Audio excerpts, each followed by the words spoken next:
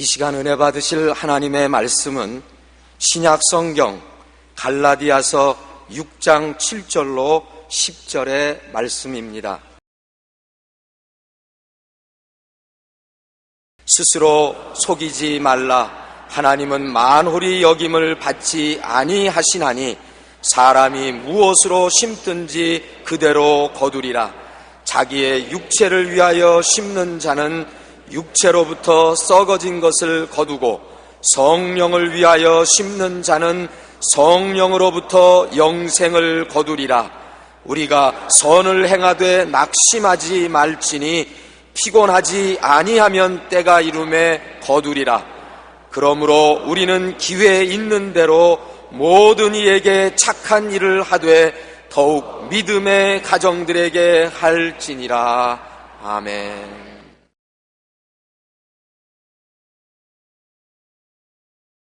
저는 여러분과 함께 무엇으로 심든지 그대로 거둔다는 제목으로 말씀을 나누고자 합니다. 농사일은 정직합니다. 농부가 무엇으로 심든지 그대로 거둡니다. 땅은 사기치지 않습니다. 콩은 심으면 콩 나고 팥을 심으면 반드시 팥이 납니다. 그런데 우리는 인생사는 그렇지 않다고 생각하는데 하나님께서는 인생사도 먼 눈으로 보면 마찬가지라고 말씀을 하고 계십니다.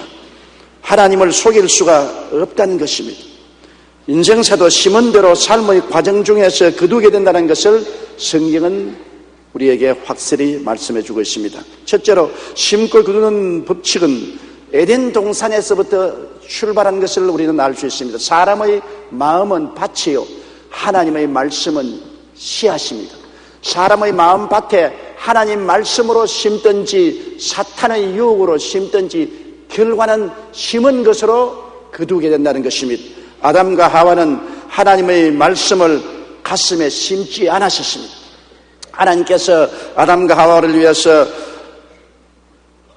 아름다운 에덴을 준비해 주시고 먹고 입고 마시고 사는 일에 걱정하지 않게 하고 상함도 없고 해함도 없게 해주셨습니다. 그러나 하나님께서 경고를 하셨습니다. 이 모든 하나님이 주신 영광을 누리는 조건으로 선악을 아는 실과 열매를 먹지 말라. 먹는 날에는 반드시 죽으리라.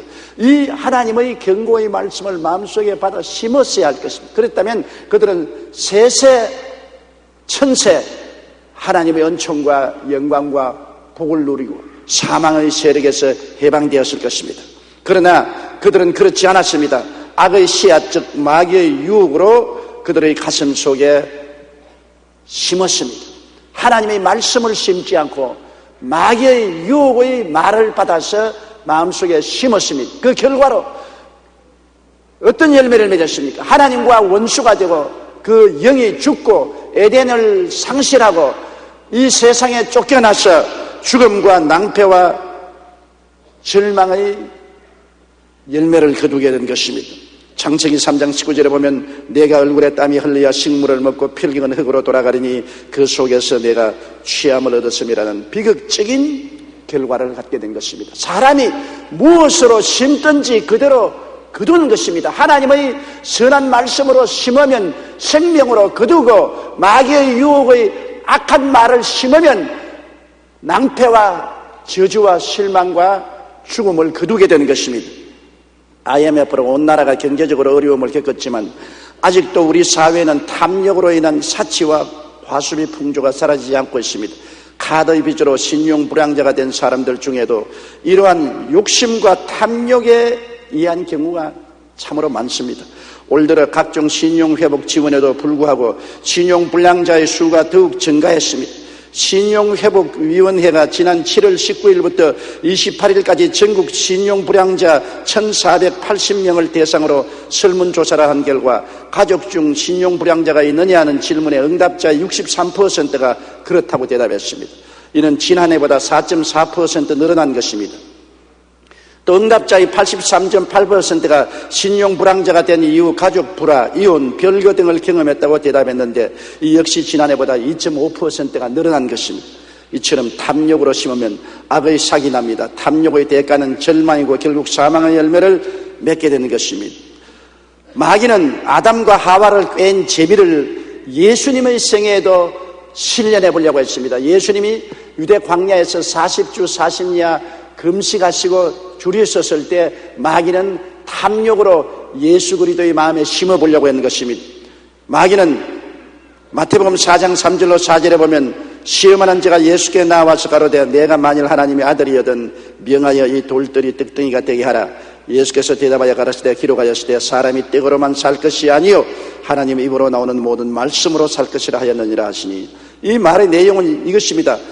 마귀가 찾아와서 굶주린 예수님을 바라보고 정말 측은하고 불쌍하군요. 하나님이 왜 섭섭하게도 아들을 굶게 하는 것입니까?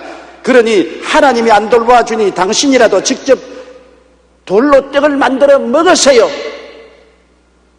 예수님의 마음속에 하나님이 이렇게 굶주리는데도 먹여주지 않는다는 섭섭함을 넣으려고 하는 것입니다.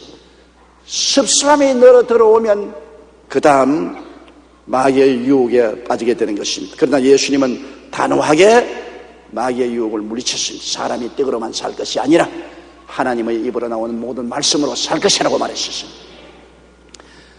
그 다음 마귀는 마태복음 4장 5절로 7절에 마귀가 예수를 거룩한 성으로 데려다가 성전 꼭대기에 세우고 가로되 내가 만일 하나님의 아들이여든 뛰어내리라. 기록하였을 때 제가 너를 위하여 그 사자들을 명하시리니 저희가 손으로 너를 받들어 발이 돌에 부딪히지 않게 하리로다 하였느니라. 예수께서 이르시되 기록하였을 때 주 너희 하나님을 시험치 말라 하였느니라. 이 시험은 뭐니 있습니까? 마귀가 예수님을 높은 뼈중탑 위에 데리고 가서 세워놓고 하나님이 유명하게 만들어 주시니 아들의 능력을 사용하여 기적을 연출하여 유명하게 되라. 섭섭하게도 하나님은 당신을 유명하게 안 만들어 주신다. 그러니 자력으로라도 유명하게 되라. 하나님에 대한 섭섭한 감정을 넣어서 타락하게 하려고 하는 것입니다. 그때 예수님은 단호하게 하나님을 시험치 말라고 물리쳤습니다. 그러자 마귀는 예수님을 높은 산에 올려가 데리고 가서 천하 만국을 보여주고 하는 말이, 하나님은 당신에게 천하 만국의 영광을 안 주시나 나는 주겠으니 내게 절하라. 하나님이 안 주시지 않느냐? 그럼 나는 주겠다. 내게 절하라. 그때 예수님은 사탄아 물러가라. 주 너희 하나님께만 경배하고 그를 섬기라고 해서 마귀가 예수님의 마음속에 섭섭한 감정을 심으려고 필사적으로 노력했는데도 예수님 받아들이지 않았습니다. 아담 하와는 쉽게 받아들였죠. 하나님이 모든 실과를 먹지 말라고 하느냐? 아니라 모든 실과는 다 먹되 선악과라는 실과는 먹지 말라. 먹는 날에는 죽을까 하노라. 안 죽는다. 내가 이 실과를 먹으면 눈이 밝아 하나님처럼 될까? 하나님이 두려워해서 그렇게 하시는 것이다. 섭섭한 감정을 넣어주어서 그만 하나님을 반역하게 만들었는데, 그 꾀를 예수님께 적용해 보려고 아무리 노력해도 예수님의 마음속에 하나님에 대한 섭섭한 감정을 넣을 수가 없었습니다. 예수님은 마귀의 괴계를 잘 알고 계셨기 때문인 것입니다.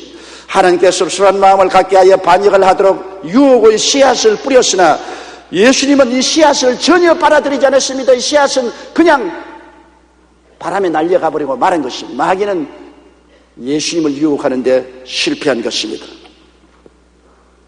미국의 유명한 전도자인 존 하갈은 성공적인 목회자가 되려고 하던 1950년에 아들이 갑자기 뇌성마비로 쓰러졌습니다. 그때 마귀는 와서 말했습니다. 네가 하나님의 종인데 하나님을 위해서 필생을 바쳐 일하려고 하는데 왜 네 아들이 뇌성마비로 쓰러졌느냐? 하나님은 안 계시든지 그렇지 않으면 무정하고 너무나 자기 백성을 돌보지 않는 무관심한 하나님이다. 섭섭한 감정을 목사님 속에 집어넣으려고 했습니다. 그는 이때 아들의 뇌성마비를 하나님의 저주로 생각지 않고 오히려 감사하며 이렇게 기도했습니다. 하나님, 아들의 병을 인하여 오히려 감사합니다. 저 아들로 인해 주께서 나를 겸손하게 만드셨고 남의 어려움을 도울 수 있는 마음이 생기게 하셨습니다. 또한 내 아들처럼 병고에 시달리는 불쌍한 이웃을 위해서 사랑을 베풀고 복음을 전할 수 있는 길을 열어주시니 감사합니다. 마귀가 섭섭한 감정을 넣어주려고 하는 것을 단호하게 뿌리치고 오히려 아들의 뇌성마비로 인하여 감사를 드렸습니다. 그러니까 하나님이 그를 기쁘게 바라주셔서 그는 세계적으로 유명한 전도자가 되었습니다.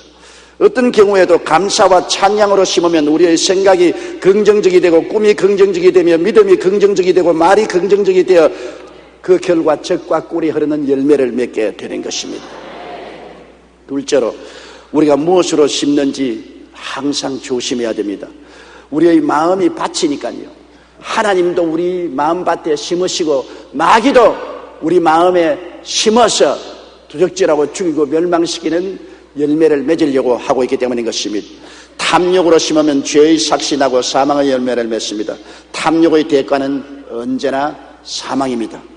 야고보서 1장 15절에 욕심이 잉태한 즉 죄를 낳고 죄가 장성한 즉 사망을 낳느니라고 말한 것입니다. 골로새서 3장 5절로 6절에 그러므로 땅에 있는 지체를 죽이라 곧 음란과 부정과 사욕과 악한 정욕과 탐심이니 탐심은 우상숭배니라 이것을 인하여 하나님의 진노가 임하느니라.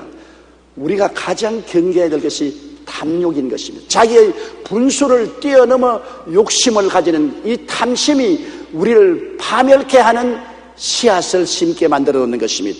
욕심이 잉태하면 죄를 낳게 되고 죄가 장성하면 사망을 낳게 되는 것입니다. 현재 우리나라 사람 10명 중에 4명이 복권 대박을 꿈꾼다고 합니다. 저도 가끔 복권을 한번 사볼까 싶은 생각이 날 때가 있습니다. 그만큼 복권에 대한 유혹은 강합니다. 미국의 한 언론사가 1천만 달러, 우리나라 돈으로 약 120억 원에 달하는 복권에 당첨된 사람 70명을 대상으로 5년 후에 그들의 행복지수를 조사한 적이 있습니다. 그런데 예상과 달리 80%에 달하는 56명이 당첨 이후 더 불행해지게 되었다고 대답했습니다. 처음에는 집과 차를 바꾸어서 좋았지만 결국 돈 때문에 싸움이 일어나서 가정이 파탄되고 만 것입니다. 반면 복권 당첨 후 행복해졌다고 대답한 소수의 사람들은 당첨금의 상당 부분을 교회에 헌금하거나 사회단체에 기증했다고 말했습니다. 백만장자 앤드류 카네기는 세상에 돈이라는 우상보다 사람을 더 타락시키는 우상이 없다고 말했었습니다. 맞습니다. 무엇이든지 탐욕으로 심으면 악의 삭시 나게 되고 그 결과는 파탄을 가져오게 되는 것입니다.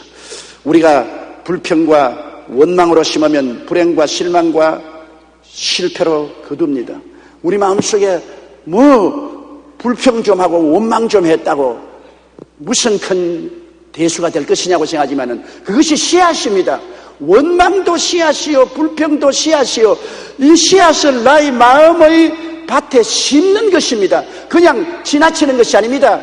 사람이 무엇으로 심든지 그대로 거둔다고 말씀하라고 있는 것입니다. 부정적인 생각과 꿈과 믿음과 말을 심어 놓으면 우리의 삶은 광야로 들어가게 되는 것입니다. 이스라엘 백성이 항상 하나님을 원망했습니다. 그래서 그들은 광야를 떠나지 않고 광야에서 전부 다 소멸되고 마는 것입니다. 민수기 14장 27절로 29절에 보면 나를 원망하는 이 악한 회중을 내가 어느 때까지 참으랴. 이스라엘 자손이 나를 향하여 원망하는 밖에 원망하는 말을 내가 들었노라. 그들에게 이르기를 야훼의 말씀에 나의 삶을 가리켜 맹세하노라. 너희 말이 내 귀에 들린 대로 내가 너희에게 행하리니 너희 시체가 이 광야에서 엎드러질 것이라고 말한 것입니다. 원망과 불평은 결국 하나님과 원수가 되게 하고 하나님의 진노를 격발해서 큰 환난을 당하게 만들어주는 것입니다. 민수기 11장 1절로 2절에 백성이 야훼의 들으시기에 악한 말로 원망하며 야훼께서 들으시고 진노하사 야훼의 불로 그들 중에 붙어서 진끝을 사르게 하시며 백성이 모세에게 부르짖음으로 모세가 야훼께 기도하니 불이 꺼졌더라고 말한 것입니다. 또 보면 백성이 에돔 땅을 들러가는 것에 마음이 상해 애굽에서 인도하여 광야에서 죽게 하는 거 식물도 없고 만나도 싫다고 불평하자 하나님이 불뱀을 보내셔서 그들을 물게 하며 불뱀에 물려서 많은 백성이 죽었습니다. 원망과 불평은 하나님의 심판을 격발하게 되는 것입니다. 그렇기 때문에 마귀는 우리에게 자꾸 원망과 탄식을 하게 만들어서 하나님의 진노를 당하도록 유도를 하는 것입니다. 우리는 사람이 무엇으로 심든지 그대로 거둠으로 원망과 탄식으로 심지 말아야 됩니다. 많이 심으면 많이 거두고 적게 심으면 적게 거둡니다. 안 거둘 수는 없는 것입니다. 성경에는 스스로 속이지 말라. 내가 심어도 안 거둘 것이라고 속이지 말라는 것입니다. 사람이 무엇으로 심든지 그대로 거둔다고 말씀하라고 있는 것입니다. 감사와 찬양으로 심으면 생각이 긍정적이 되고 꿈이 긍정적이 되고 믿음이 긍정적이 되고 말이 긍정적이 되고 그 결과 젖과 꿀이 흐르는 땅으로 들어가게 되고 열매를 맺게 되는 것입니다. 마태복음 25장 29절에 무릇 있는 자는 받아 풍족하게 되고 없는 자는 있는 것까지 빼앗으리라. 있는 것을 가지고 감사하면 하나님은 더 있게 만들어 주시고, 있는 것조차 보지 않고 자꾸 없는 것으로 불평을 하면 있는 것도 하나님이 모두 다 제하여 버리시겠다고 말씀한 것입니다. 헤럴드 러슨이라는 미국 공수부대원이 2차 대전에 참여했다가 두 팔이 잘리는 부상을 당했습니다. 그는 나는 이제 쓸모없는 고깃덩어리라고 좌절과 절망의 인생을 포기했습니다.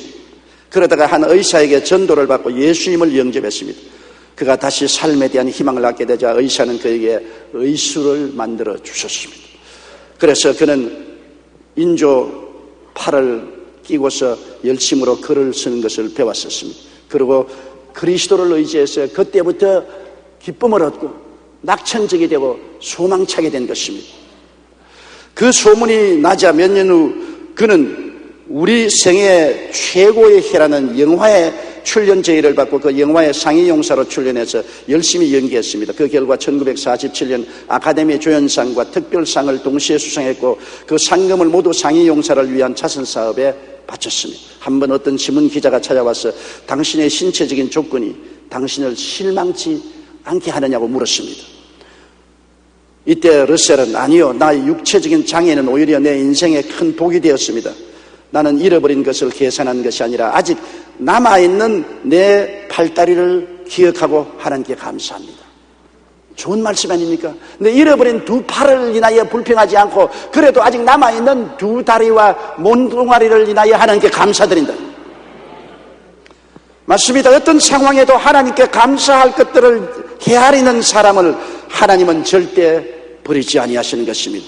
그의 약점과 단점까지도 사용하셔서 주님이 높여주는 것입니다. 감사하니까 상위 용사가 되어 두 팔을 잃은 것까지 오히려 유익이 되어서 그는 유명한 배우가 될 수가 있는 것입니다. 빌립보서 4장 6절로 7절에 아무것도 염려하지 말고 모든 일에 기도와 간구로 너희 구할 것을 감사함으로 하나님께 아뢰라.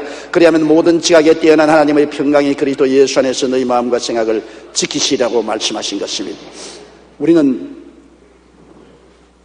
오늘 추수감사 예배로 드리고 있습니다. 이 추수감사의 유래는 미국의 청교도에게서 시작했는데 미국의 초대 대통령 조지 워싱턴은 돈독한 신앙으로 신생 미국의 기반을 다진 인물입니다. 그는 1789년 상하원 의원들로 구성된 연합위원회가 상정한 감사절과 기도절 제정을 인준한 뒤 이런 역사적인 선언을 했습니다. 전지전능하신 하나님의 섭리를 인정하고 그의 뜻을 따르며 그의 자비에 감사하고 겸손히 그의 보호하심과 은혜를 간구하는 것은 모든 국가의 의무다. 영원전부터 우리를 보살펴 주시는 하나님의 은혜에 감사하고 영원까지 지켜주시도록 예배드리자. 그러면 우리를 굳게 지켜주실 것이라고 말했어요. 대통령이 온 국민 앞에 하나님을 신뢰하고 감사하는 선언을 한 것입니다. 이 감사절은 3대 대통령이었던 토마스 제퍼슨에 의해 폐지되었다가 헤일이라는 여성이 벌인 캠페인 영향을 받아 1863년 링컨 대통령에 의해 다시 복구되었습니다. 감사를 심을 줄 아는 지도자들을 통해 미국은 번영하는 나라로 성장한 것입니다. 감사로 제사를 드리는 자가 나를 영화롭게 하는 그 행위를 옳게 하는 자에게 하나님의 구원으로 보이리라고 말씀한 것입니다. 한 국가도 원망과 불평과 탄식을 하면은 잘못된 씨앗을 심어서 낭패와 실망을 거두게 되지만 한 국가도 감사와 찬양을 드리고 하나님을 섬기면 좋은 씨앗을 심어서 결국에는 번영과 축복으로 거두게 되는 것입니다. 셋째로 하나님이 이 땅에서 찾으시는 사람은 어떠한 사람이겠습니까?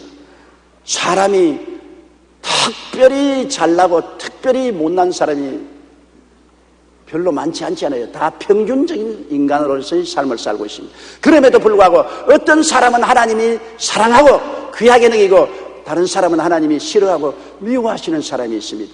그 기준이 어디에 있을까요? 그것은 하나님께서 어떠한 형편이든지 감사와 찬양을 하는 사람을 좋아하신다는 것입니다. 우리의 선한 행위로 말미암지 않고 하나님이 은혜와 사랑으로 구원하시는 이 마당에 하나님께 감사하고 찬양하는 사람을 하나님은 특별히 귀하게 여기신다는 것입니다. 뭐 우리가 무슨 공로를 세워서 하나님께 인정받을 만한 자격자가 되지는 않습니다. 그 은혜를 인하여 믿음으로 말미암아 구원을 얻나니 이것이 우리에게서 난 것이 아니요 하나님의 선물이라. 행위에서 난 것이 아니니 누구든지 자랑치 못하게 하려면이라고 말한 것입니다.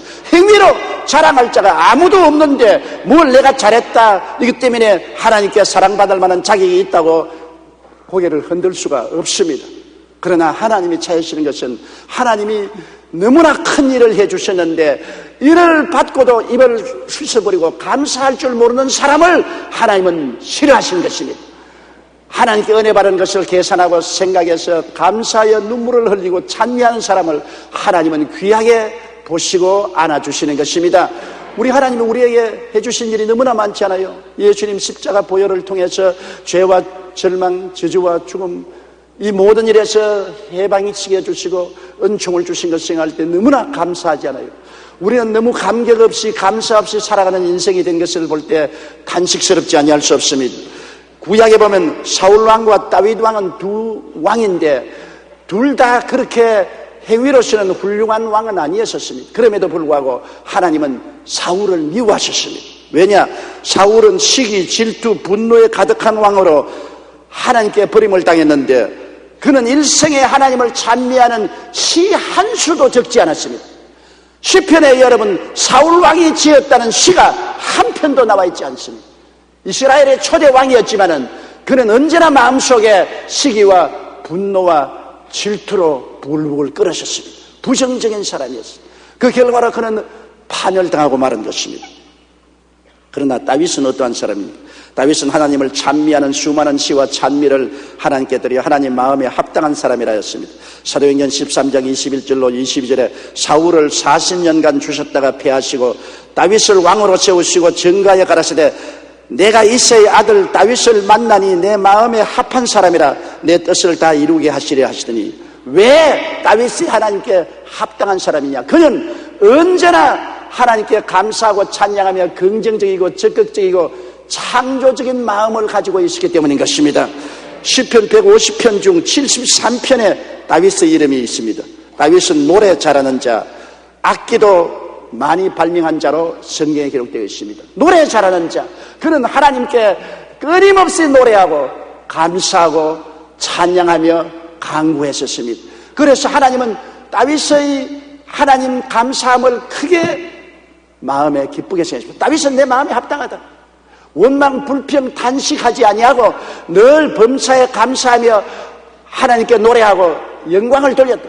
내 마음에 합당하니까 내가 그를 통해서 모든 일을 하겠다고 주님께서 말씀하신 것입니다. 여러분 성경에 바울 선생을 보면 바울 선생이 그 많은 시험과 환난을 겪었음에도 불평을 안 했습니다.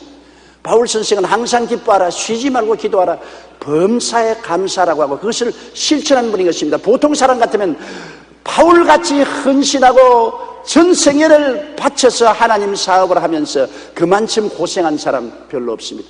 그쯤 되었으면 하나님께 원망이나 불평을 한마디 할 만한데 바울은 하지 않았습니다. 바울 선생은 복음 전가하다가 많은 고생을 했는데 고린도후서 11장 23절로 29절에 그가 이렇게 간증했습니다. 저희가 그리스도 일꾼이냐 정신없는 말을 하거니와 나도 더욱 그러하도다. 내가 수고를 넘치도록 하고 옥에 갇히기도 더 많이 하고 매도 수없이 맞고 여러 번 죽을 뻔하였으니 유대인들에게 40에 하나 감한 매를 5번 맞았으며 3번 태장으로 맞고 1번 돌로 맞고 3번 파선하였는데 일주일을 기품해서 지냈으며 여러 번 여행에 강의 위험과 강도의 위험과 동족의 위험과 이방인의 위험과 시내의 위험과 광야의 위험과 바다의 위험과 거짓 형제 중의 위험을 당하고 또 수고하며 애쓰고 여러 번 자지 못하고 줄이며 목마르고 여러 번 굶고 춥고 헐벗었노라. 이외의 일은 고사하고 오히려 날마다 내 속에 눌리는 일이 있으니 곧 모든 교회를 위하여 염려하는 것이라. 누가 약하면 내가 약하지 아니하며 누가 실족하게 되면 내가 애타지 않더냐. 이처럼 많은 시험과 환난을 당해도 바울 선생은 늘 하나님께 감사하며 찬양했습니다. 그 대표적인 예가 그가 빌립보에서 복음을 전가하다가 잡혀서 늘씬하게 얻어맞고 빌립보 옥중에 깊이 갇혔습니다. 양손 양발에 차고에 차이고 신라와 함께 밥도 굶고 매를 맞아 피가 흐르고 몸은 서리고 아픈데 밤중에 원망과 불평을 한 것이 아니라 기도하고 난 다음 하나님께 감사 찬양을 들었습니다. 쇠고랑을 철렁철렁 하면서 감사와 찬송을 드리는데 그 감사와 찬송이 얼마나 진실했던지 흉악한 죄수들이 같은 방에 있으면서 시끄럽다 소리 안 하고 다 그 찬송을 들었습니다. 그러자 하나님이 그 찬송의 장단을 맞춘다고 하면 두들기니 지진이 일어나고 마는 것입니다. 빌립보 전 시가 뒤에 흔들리고 감옥문이 열리고 차고가 다 풀리고 하나님의 영광이 나타난 것을 보는 것입니다. 그런 어려움 가운데도 원망과 불평하지 않고 감사와 찬양을 드리는 것이 하나님의 마음에 감동을 주신 것입니다. 저는 리더스 다이제스트에서 에비 로빈슨이라는 사람에 대한 기사를 읽은 적이 있습니다. 에비 로빈슨은 트럭 운전사였는데 교통사고로 시신경을 다쳐서 시각장애자가 되어서 장님이 되었습니다. 그러나 그는 독실한 기독교인이어서 낙심하거나 절망하지 않았습니다. 오히려 하나님께 감사를 드렸습니다. 자, 교통사고로 실명을 했는데 보통 사람 같으면 다 원망 불평하죠. 하나님, 나는 하나님을 믿고 하나님의 자녀인데 왜 내가 교통사고를 나게 허락해 주셔서 실명되게 했습니까? 하겠는데 이 사람은 그렇지 않았습니다. 그는 저녁만 되면 자기 집 잔디밭에 앉아 무릎을 꿇고 늘 이렇게 기도했습니다. 하나님 아버지, 오늘까지 빛을 주시고 생명을 주시고 여기까지 인도하여 주신 것을 감사합니다. 매일 이렇게 감사 기도를 하자 놀라운 일이 일어났습니다. 석 달 만에 그의 시신경이 회복되어 물체가 희미하게 보이기 시작한 것입니다. 지금은 완전히 회복되어 예전처럼 생활할 수 있게 되었다는 것입니다. 감사의 기도가 이런 기적을 베푸는 것입니다. 그 마음을 긍정적이고 적극적이고 행복하고 평안하게 만들어서 치료의 역사가 그 몸속에 넘쳐나서 시력이 회복되게 된 것입니다. 칼 힐티는 행복론에서 감사하는 사람은 젊어진다고 말했습니다. 여러분, 우리는 다 늙어져요. 별 도리 없이 하루하루 늙어져 갑니다. 그러나 감사를 하면은 늙어져가는 길도 중지시킬 수가 있다는 것입니다. 원망 불평 탄식해 보십시오. 얼굴이 길쭉해지고 얼굴에 밝은 색깔이 없어지고 주름살이 지고 늙어지게 되는 것입니다. 감사와 기쁨은 인생의 기름칠을 해주는 역할을 해주는 것입니다. 우리가 어떤 일을 당하든지 감사와 찬양을 심으면 우리 삶에 생기가 돌고 기쁨이 충만하여 범사에 긍정적이 되고 결국 그 삶에 젖과 꿀이 흐르게 되는 것입니다. 그러므로 내게 주신 모든 것을 헤아려 감사하라. 우리가 기도할 때 기도할 제목이 없다고 말할 때가 많습니다. 여러분, 우리가 과거에서 지금까지 살아온 세월 동안에 은혜를 받은 것을 일일이 기억하고 그것으로 감사를 하면 기도할 제목이 많습니다. 어제도 그걸 가지고 감사하고 오늘 또 그걸 가지고 감사하고 내일 또 그걸 가지고 거듭거듭 우리가 감사하면 하나님이 얼마나 기뻐하실 것입니까? 그러므로 감사로 제사를 늘 드려야 돼요. 뭐 기도할 것이 없다, 나는 감사할 것이 없다, 거짓말입니다. 살아온 세월을 돌이켜볼 때 또한 예수 그리스도 안에서 하나님이 우리에게 주신 큰 축복과 은혜를 생각할 때 왜 감사하지 않을 수가 있어요? 다른 기도할 것 없으면 일일이 손가락으로 헤아려서 감사를 해야 돼요.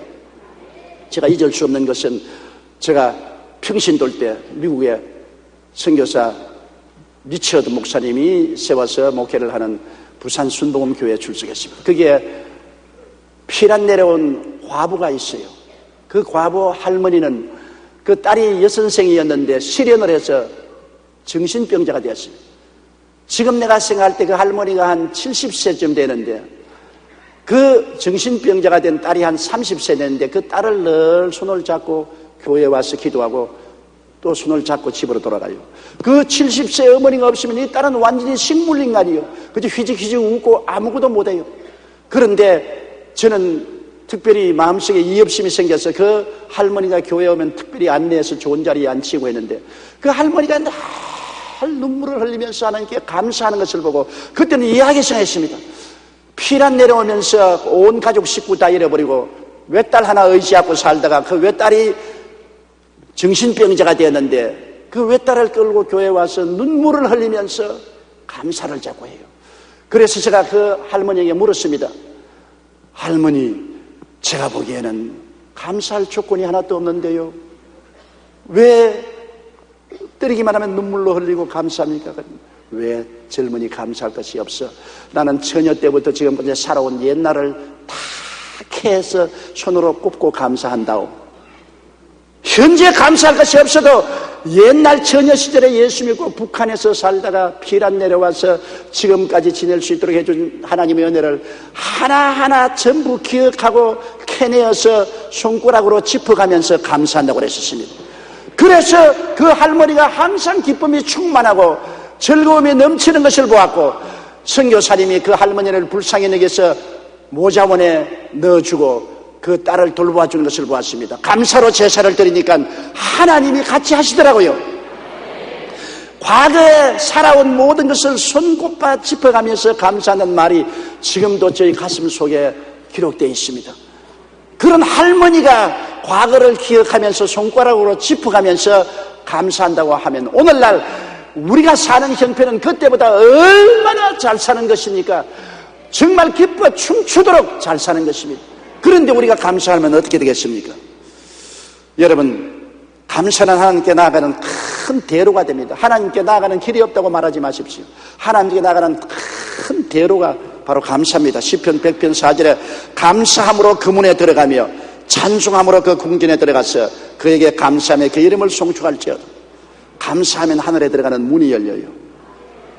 찬송하면 하나님이 궁전에 들어가요. 그러니 우리가 기도할 때 감사하고 찬미하면 하나님 앞에 들어가는 대로가 열리고 대문이 열리고 하나님의 궁전에 들어가서 하나님 앞에 서게 되니 이 얼마나 놀라운 일인 것입니까?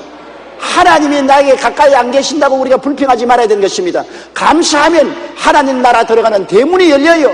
찬미하면 그 궁전에 서게 되어요. 하나님의 임재하심 속에 있게 되는 것입니다. 요한계시록 1장 5절로 6절에 우리를 사랑하사 그의 피로 우리 죄에서 우리를 해방하시고 그 아버지 하나님을 위하여 우리를 나라와 제사장으로 삼으신 그에게 영광과 능력이 세시도록 있기를 원한다고 말하는 것입니다. 죄에서 해방해 주시고 하나님 앞에서 우리를 하나님 나라와 제사장으로 삼아주시고 영광을 주신 하나님을 생각할 때 우리가 하나님께 감사하지 아니할 수가 없는 것입니다. 시편 50편 14절로 15절에 감사로 하나님께 제사를 드리며 지극히 높으신 자에게 내 성운을 갚으며 환난 날에 나를 부르라 내가 너를 건지리니 내가 나를 영화롭게 하리라. 감사로 제사를 드리는 자는 환난 날에 주님이 함께하여 건져주고 영화롭게 해주겠다고 말한 것입니다. 이만큼 하나님은 감사를 좋아하시고 원망과 불평을 미워하시는 것입니다. 감사하는 자는 가나안 땅에 들어가고 원망과 불평하는 자는 광야에 방황하게 내팽개쳐버리고 말한 것입니다. 이러므로 우리는 감사하는 우리들이 되어야 되겠습니다. 미국 무디 성경학교 교장 얘기를 했던 R.A. 토리 박사는 말하기를 감사하는 사람은 축복의 열쇠를 손에 쥔 사람이다. 모든 음식에 소금이 들어가야 맛이 나듯이 모든 일에 감사가 있으면 형통하게 된다고 말했었습니다. 교부였던 요한 크리스토스톰 역시 감사하는 것에 인색하지 않은 자는 축복의 열쇠를 손에 쥔 자다. 환난과 슬픔 속에서도 감사하라. 그래야만 하나님께서 그것을 축복으로 바꾸어 주실 것이다라고 말했던 것입니다. 우찌무라 간조는 감사하는 마음이 생기지 않은 메마른 마음을 가지게 되는 것은 저주라고 말했었습니다. 바로 저주가 다른 데 있는 것이 아니라 감사할 줄 모르는 메마른 마음, 원망과 불평하는 마음이 저주의 씨를 심고 있다는 것입니다. 찰스 스펄존은 촛불을 보고 감사하면 전등불을 주시고 전등불을 보고 감사하면 태양을 주시고 태양을 보고 감사하면 광명한 천국을 주신다고 말씀을 하셨습니다. 하나님이 찾으시는 사람은 바로 감사하는 사람입니다. 어떠한 형편에서든지 감사와 찬양을 하는 자가 형통과 축복의 씨앗을 심게 되는 것입니다. 그러므로 시편 37편 1절 2절에 행악자를 인하여 불평하여 하지 말며 불의를 행하는 자를 투기하지 말지어다. 저희는 풀과 같이 속히 배임을 놓을 것이며 푸른 채소같이 쇠잔할 것입니다. 시편 37편 4절에 또 야훼를 기뻐하라. 저가 내 마음의 소원을 이루어 주시리라.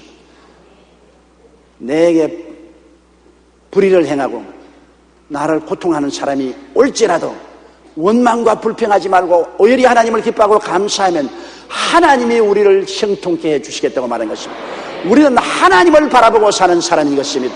하나님이 나를 위하시면 사람이 내게 어찌하리요? 그 아들을 아끼지 않고 내게 주시니 그 아들과 함께 무엇을 선물로 주지 않겠느냐? 우리의 살고 죽는 것도 하나님께 달려고 일어서고 넘어지는 것도 하나님께 달렸습니다. 우리가 나아가고 나아가지 않는 것도 하나님께 달렸습니다. 우리는 하나님이 택하신 족속이요 왕같은 제사장이요 거룩한 나라요 그의 소유된 백성인 것입니다. 하나님이 우리의 모든 삶에 관여하고 계십니다. 우리는 하나님과 함께 인생을 사는 사람들입니다. 그러므로 이 하나님을 우리는 어떠한 일이 있으나 감사하고 찬미하고 예배드리면 하나님이 우리를 이끌어 가십니다. 눈에는 아무 증거 안 보이고 귀에는 아무 소리 안 들리고 소용 잡히는 건 없고 내 앞길 칠흑같이 어두워도 나의 삶은 내가 사는 것이 아니라 하나님과 함께 사는 인생인 것입니다. 그러므로 우리가 하나님께 감사와 찬양을 드리면 하나님은 우리에게 하나님의 영광을 보여주시는 것입니다. 우리 예수 믿는 사람은 어떠한 일이 있어도 마음에 하나님에 대한 섭섭함을 가져서는 안 됩니다. 마귀는 아담에게 섭섭한 감정을 넣어서 탐욕을 갖고 타락하게 만들었습니다. 예수님에게 아무리 섭섭한 감정을 넣어주려고 해도 예수님은 그를 받아들이지 않고 배격했습니다. 우리가 어떠한 내게 손실되는 일이 있고 고통스러운 일이 있어도 하나님을 원망해서는 안 됩니다. 하나님을 사랑하는 자 곧 뜻대로 부르심을 입은 자들에게는 모든 일이 합력하여 선을 이루게 되는 것입니다. 하나님은 악을 선으로 바꾸시는 하나님인 것입니다. 먼 눈을 바라보고 하나님을 의지하고 좋은 일이나 나쁜 일이나 성공할 때나 실패할 때나 건강할 때나 병들 때나 모든 일에 하나님께 감사하는 여러분 되시기를 주의 이름으로 축원합니다. 범죄심리학자인 소프 박사는 형무소에 있는 죄수와 수도원에 사는 수도사의 차이를 이렇게 말했습니다. 형무소에 있는 죄수도 형무소에서 밖으로 못 나갑니다. 수도원에서 수도하는 수도사도 수도원 밖으로 못 나가니 갇혀있는 삶은 똑같은 처지인 것입니다. 형무소에 있는 사람은 하루 종일 불평과 요구만을 말합니다. 수도원에 있는 수도사는 하루 종일 감사의 기도를 드립니다.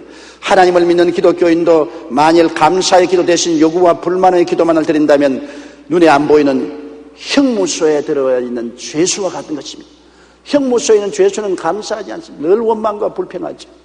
그러나 똑같은 수용소에 있는 수도사는 하루 종일 성경 읽고 하나님께 예배하고 감사하죠. 똑같은 처지에 있어도 그 마음의 태도는 다릅니다. 고립되는 점에서 감옥은 수도원과 비슷합니다. 그러나 그에 대한 반응이 어떠냐에 따라 큰 차이가 생깁니다. 바울과 실라는 감옥에 갇혔지만 죄수와 같이 행동하지 않았습니다. 오히려 수도원에 있는 수도사처럼 하나님을 찬양하고 감사했던 것입니다. 이런 사람이 바로 하나님이 찾으시는 사람이신 것입니다. 좋은 환경에 우리가 감사는 다 할 수가 있습니다. 좋은데 왜 감사 안 해요? 안 좋은데, 고통스러운데 그래도 감사하는 이것이 위대한 신앙인 것입니다. 우리는 그저 살아있는 것만 해도 감사하기 짝이 없어요. 사람은 하루에 무려 2만 3천 번을 숨쉬고 심장은 보통 10만 4천 번을 뜁니다. 우리 몸속의 혈액이 하루에 달리는 거리만도 1억 6,800만 마일, 미터로 환산하면 2,700억 미터입니다. 또한 사람이 하루에 사용하는 두뇌 세포만도 700만 개가 넘습니다. 이 중에 뭐 하나만 잘못되어도 우리는 살지 못합니다. 그렇기 때문에 우리는 살아있는 것만으로도 하나님께 감사해야 돼요. 이 정말로 묘묘한 기계가 사람이란 기계입니다. 이 복잡한 기계가 참 질서 있고 좋아 있게 움직여 나가서 우리가 살아있고 오늘 예배 드릴 수 있다는 이것만 생각해도 감사해야 될 것입니다. 우리가 악과 불의로 심으면 일시적으로 흥하는 것 같으나 종극적으로 파멸을 거두게 되면 역사와 인류의 경험이 증명합니다. 악과 불의를 심어놓고 잘 되는 것 같아도 결국에 무엇으로 심든지 그대로 거두기 때문에 파멸을 거두게 되죠. 그러나 선함과 사랑, 하나님께 감사와 찬양, 헌신과 충성으로 심으면 또 그와 같은 복으로 결국에 거두게 되는 것입니다. 우리는 하나님을 속이려고 해서는 안 됩니다. 하나님은 결코 속지 않으시고 우리가 무엇으로 심든지 그대로 거두게 하신 것입니다. 엘리자 에드먼드 휘시란 사람은 1887년 어느 겨울날 갑작스러운 사고를 당해 척추를 다쳤습니다. 그 때문에 그는 몇 개월 동안 움직이지도 못하고 병원 침대에 누워 있었습니다. 나중에는 신앙심도 약해져서 마음에 가해자에 대한 원망만 쌓여갔습니다. 그런데 매일 그의 병실에 청소해주는 청소부를 보니 한결같이 하나님께 감사하며 찬송을 부르는 것이었습니다. 청소부 생활로 근근히 생활을 이어가면서도 항상 감사를 잃지 않은 그의 생애를 보고 그 모습에 힘있은 감동했습니다. 그리고 자신의 정오와 원망에 찬 생활을 깊이 회개하며 시를 쓰는데 이 시에 곡을 붙인 것이 바로 우리가 자주 부르는 찬송가 455장입니다. 주 안에 있는 나에게 딴 근심이 있으랴. 십자가 밑에 나가 내 짐을 불었네. 주님을 찬송하면서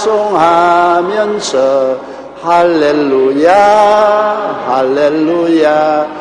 내 길 멀고 험해도 나 주님만 따라가리. 그 두려움이 변하여 내 기도 되었고 전날의 한숨 변하여 내 노래 되었네. 내 주는 자비하셔서 늘 함께 계시고 내 궁핍함을 하시고 늘 채워주시네. 내 주와 맺어놓은 약은 영분별하시니 그 나라 가기까지는 늘 보호하시네. 주님을 찬송하면서 할렐루야 할렐루야. 내 앞길 멀고 험해도 나 주님만 따라가리. 그렇습니다. 주 안에 있다는 것만으로도 믿는 자들은 하나님께 감사하며 살아갈 수 있는 충분한 이유가 되는 것입니다. 우리는 꼭 감사 절기가 되어야만 감사하는 것이 아니라 더욱 이 절기를 통해서 우리가 깨닫고 매일매일을 감사하면서 살아가는 우리들이 되시기를 주의 이름으로 축원합니다. 다 같이 고개 숙여 기도드리겠습니다. 사랑이 많으신 우리 아버지 하나님, 감사할 조건을 찾으면 너무나 많고 원망과 불평할 조건을 찾아도 많습니다. 감사로 제사를 드리고 그 씨를 심는 자는 축복과 영광으로 거두고 원망과 불평과 탄식으로 심은 자는 낭패와 실망과 파멸로 거두게 된 것을 알게 하여 주시옵소서. 사람이 마음밭에 무엇으로 심든지 종극적으로는 그것을 거두고 산다는 것을 우리가 알고 하나님을 우습게 생각하지 말게 하여 주시옵소서. 우리 아버지여, 우리 주 예수를 주신 하나님을 너무나 감사하고 찬양하며 하나님의 기적을 허락하신 많은 일에 감사하고 찬양하며 좋은 씨앗을 심는 우리들이 되게 도와주시옵소서. 예수님 이름으로 기도드리옵나이다. 아멘.